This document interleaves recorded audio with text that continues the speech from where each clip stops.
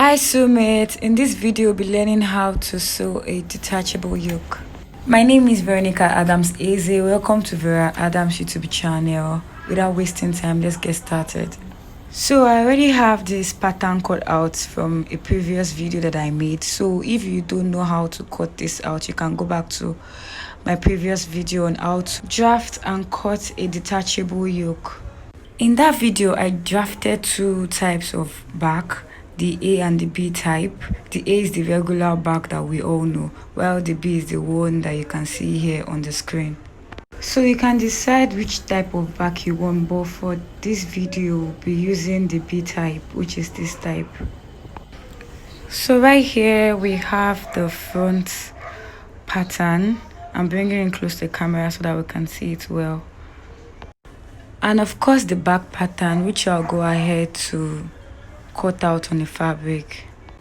Unlike the A type of back, this back would not be having a zipper but rather a button. So right here I'm going ahead to cut it out on the fabric. The fabric I'm using here is an ashoke. Yes, so I'm using ashoke for this. I actually have the ashoke already available in the house. I'm actually not making this for anyone. Oh, maybe I'm making it for my mannequin at Nokia. You get to see her later. So moving on, I'm going to be adding half an inch all around except for the armhole line. So that's what I'm doing right here.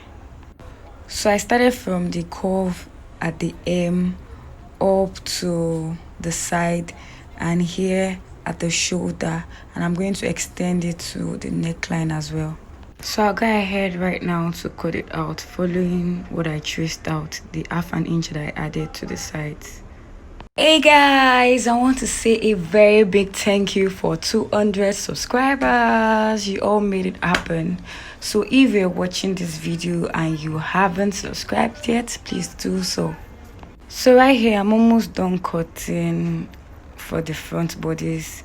I'm going to go ahead to remove the pin that I used to hold the paper to the fabric. So that's what I'm doing right here, so that we have the final result. So this is what the front bodies should look like when you're done cutting. So right here, we're moving on to the back bodies. So I'm going to place the pattern paper onto the ashoke so as to avoid shifting from where it is placed. I'm going ahead right now to start cutting out. Sorry I had to turn this around a couple of times. I was only trying to get the best convenient position for cutting. If this is your first time on this channel, I want to say welcome. Click on the notification bell so that you get notified each time I post a new video. So at this point, we're almost done with the cutting of the back bodies. Please take note that I added half an inch here as well. At this point, I'm done cutting. I'll go ahead and remove the pins. So this is what we have as the end result when I finish cutting.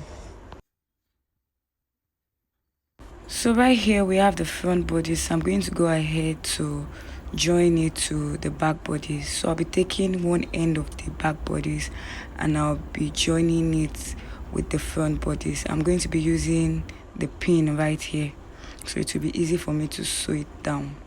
Remember that when you want to join, you are going to place the right side of one part to face the right side of the other part. So although in the case of ashoke, there is no wrong side, so it doesn't really matter. But in case you're using another fabric, make sure that you're placing right side facing each other. So after pinning the shoulder together, this is what we have. Next, I'll go ahead to turn the curved part of this front body, just the way you see me outlining, with a bias tape. And I'll also go ahead to turn the neckline also with a bias tape. You can actually turn the neckline first before joining the shoulder, or you can do it afterwards, anyone you prefer. Then go ahead to also turn the curved part of the back bodies.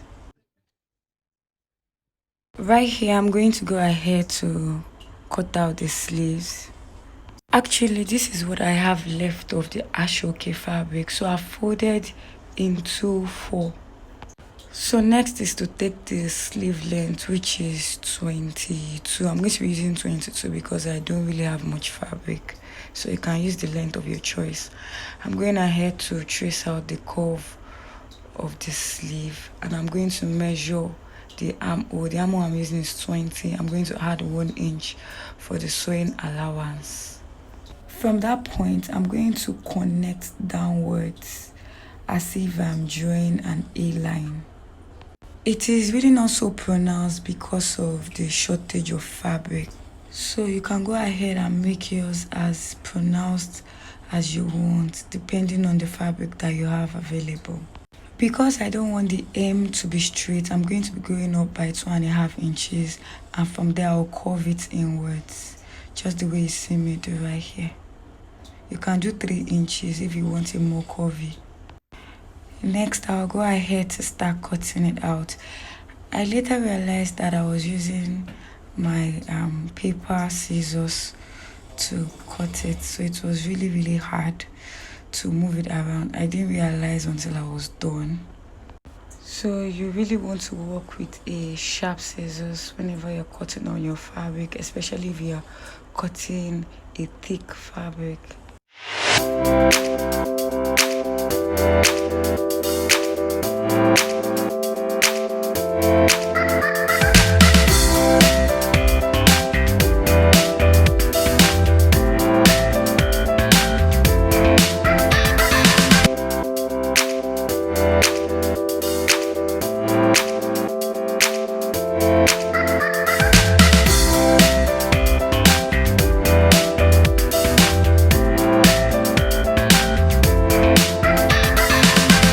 So right here I have the sleeves ready.